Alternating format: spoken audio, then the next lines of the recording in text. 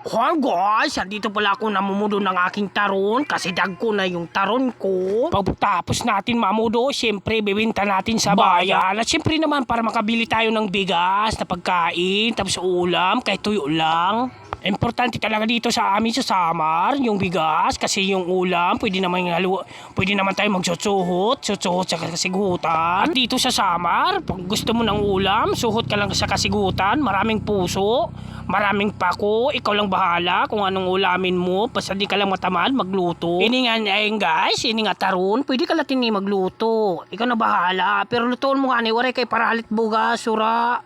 Kung di rin may baligya, ano ka? Siyempre guys, ato ni babaligya.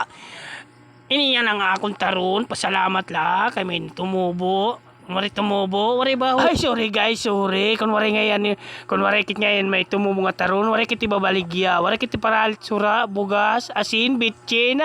Sabon, Colgate, toothbrush. Ay, bisan lalo na atong paliton ini. Importante gud may bugas. See guys, sa salada, mga salamat, babos.